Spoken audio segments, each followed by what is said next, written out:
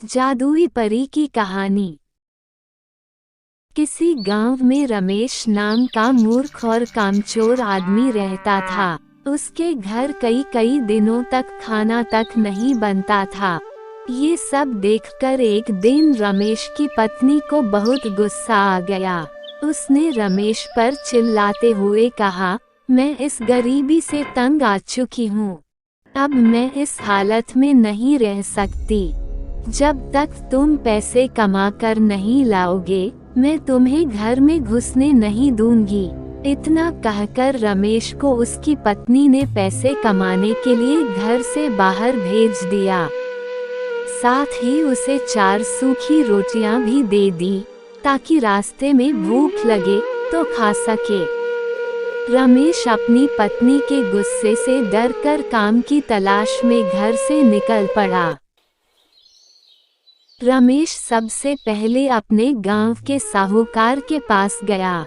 उसने सोचा कि साहूकार उसे जरूर काम पर रख लेगा, लेकिन उल्टा साहूकार ने उसे डांटकर भगा दिया।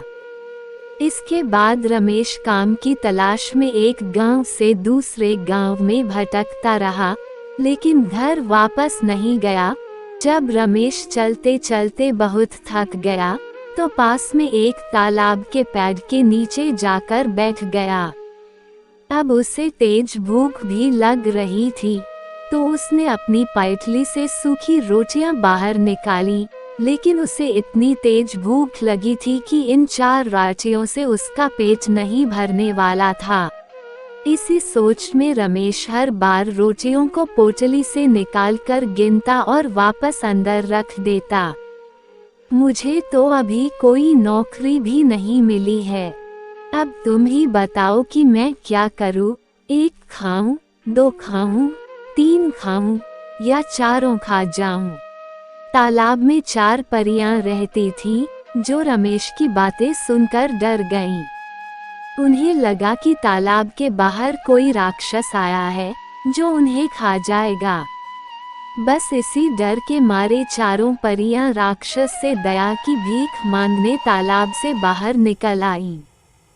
तालाब से बाहर आते ही उन्होंने रमेश के आगे हाथ जोड़कर कहा, हे राक्षस राज, आप बहुत शक्तिशाली हैं। आप बेवजह चारों को खाने के बारे में सोच रहे हैं। अगर आप हम पर दया करें, तो हम आपको कुछ ऐसी चीजें दे सकती हैं जो आपके बहुत काम आएंगी। परियों को अपने सामने देखकर रमेश हैरान रह गया और समझ नहीं आया कि वो परियों से क्या बोले। रमेश को चुप देखकर परियों ने समझा कि राक्षस राज ने उनकी बात मान ली है।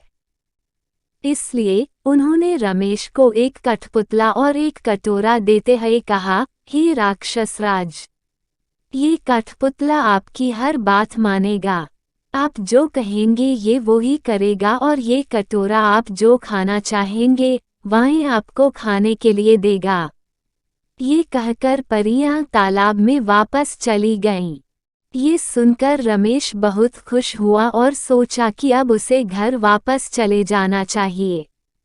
ये सारी चीजें देखकर उसकी पत्नी बहुत खुश होगी, लेकिन तब तक बहुत रात हो चुकी थी, इसलिए वो पास के एक गांव पहुंच गया। वहां उसने एक आदमी को रात भर के लिए अपने घर में ठहराने की प्रार्थना की। उसने वादा किया कि इसके बदले वो उसे और उसके परिवार को अच्छी अच्छी मिठाइयाँ और पकवान खिलाएगा। ये सुनकर वह व्यक्ति रमेश को अपने साथ घर के अंदर ले गया। जब घर के सभी सदस्य एक कमरे में बैठे हुए थे, तभी रमेश ने अपना कटोरा निकाला और उसे तरह तरह की मिठाइयाँ और स्वादिष्ट खाना देने के लिए कहा। इतना कहते ही वहाँ मिठाइयों और तरह तरह के व्यंजनों का ढेर लग गया। जब सभी ने पेट भर कर खाना खा लिया, तो घर के मालिक की पत्नी बर्तन साफ करने के लिए जाने लगी। रमेश के कटोरे और कठपुतले का कमाल देखकर घर के मालिक और उसकी पत्नी के मन में लालच आ गया।